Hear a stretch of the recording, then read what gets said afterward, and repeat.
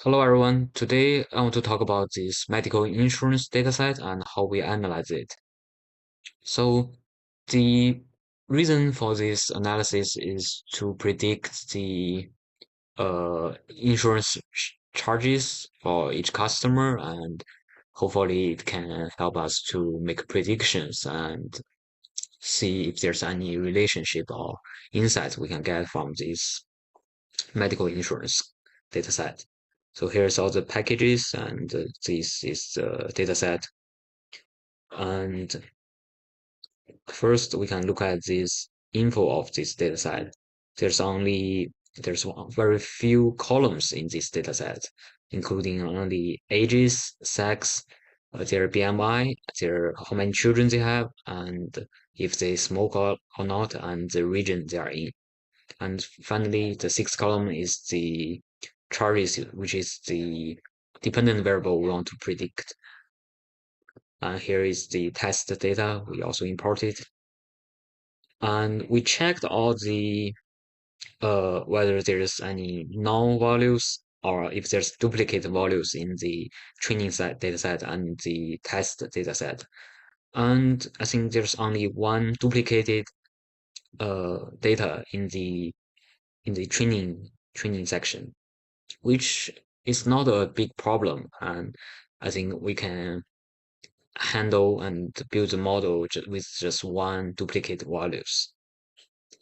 And first, we encode all the categorical values, and we also define the region as an ordinal encoding, which it turns to something like this. So children and smoker are categorical data now.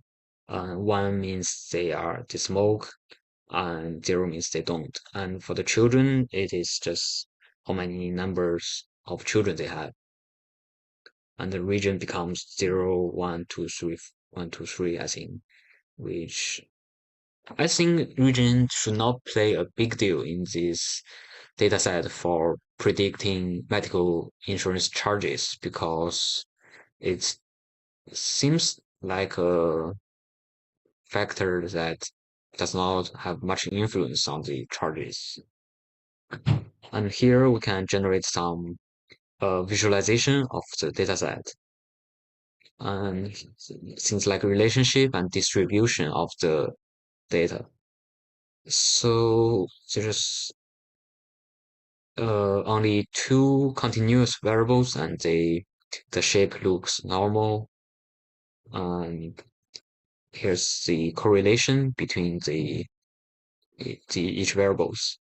So by looking at the charges relationship, this row, we can see that smoker plays a big influence.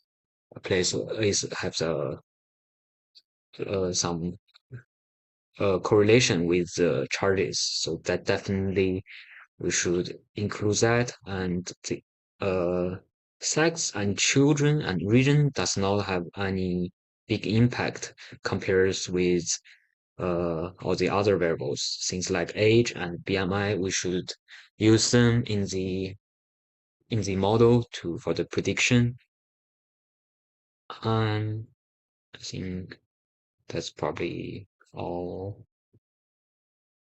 Yes, I think if I need to select only a couple variables in the prediction in the model, I would choose age, BMI, and smoker. And you can see that it's just half and half. Well, uh,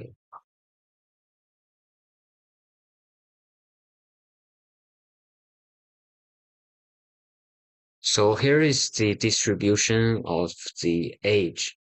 We can see that there's a lot of 18 years old or 20 years old in the dataset, and while others is have the same distribution. So that is something we need to uh be to actually care about.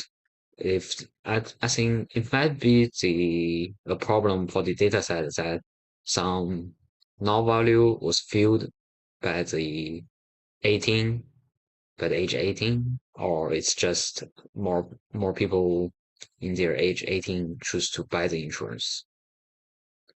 And here we use the pie chart to select the best performing models, and it's just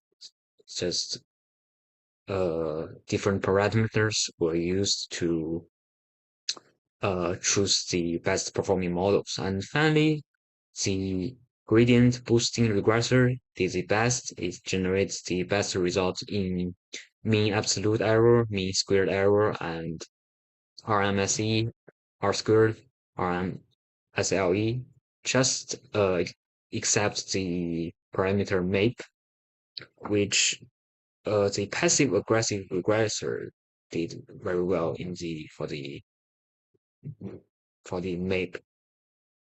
And uh, so I probably will use gradient boosting regressor final in the final model selection.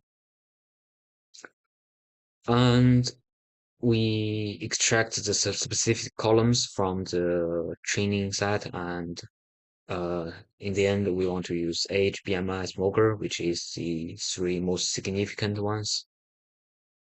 And we import some more models, and we build a regression tree model first with optimized depths. I think we only want 10 splits in the model, and we used average mean square error across 10 folds for the model optim validation, cost validation. And we generate the learning curve, and this is the result.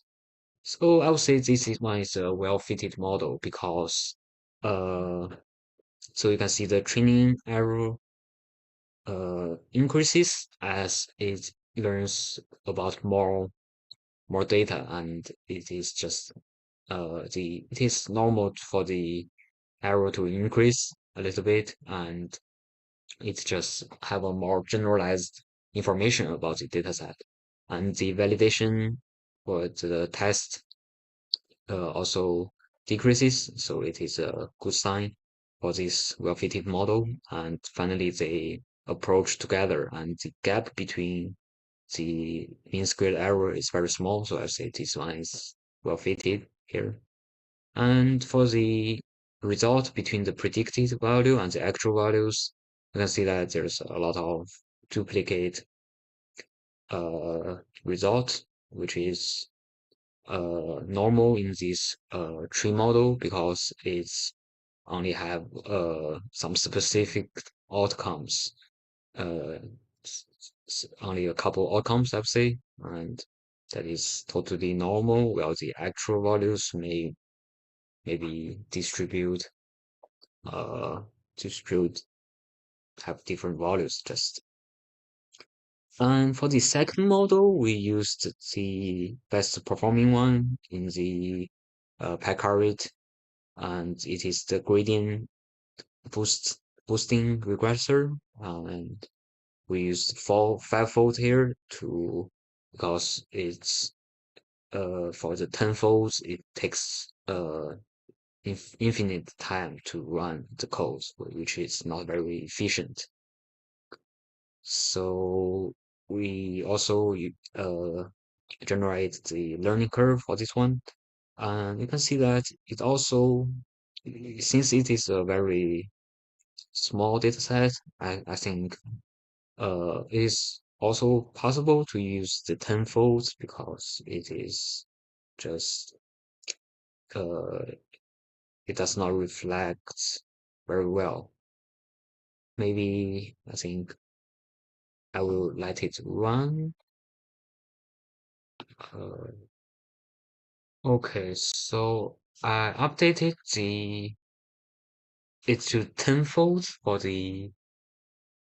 this model, but and it takes quite a few times to run this code. And but the learning curve is still showing the fivefold one, so I'm not sure what happens here.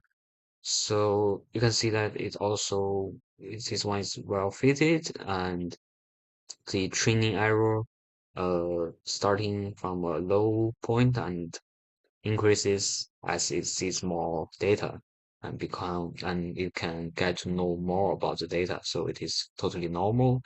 For the test data, it's also gradually approaching the training error.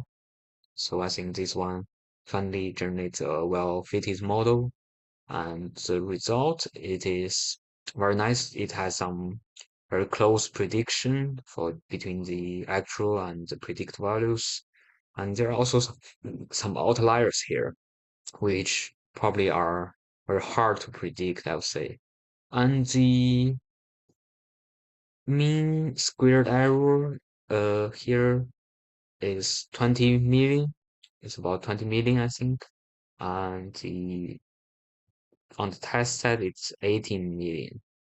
So compares with the regression, uh, which is 21 million. So I think it is better, but it's not doing so much better compares with the regression tree with the yeah with the tree model.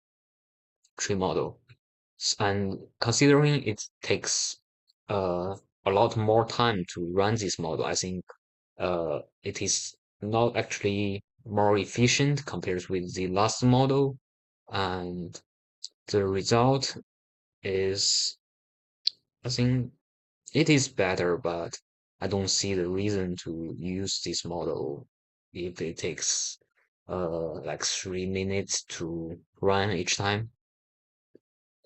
And for the rest of the dataset, it is to write the data into the CSV files. So I will not talk about those.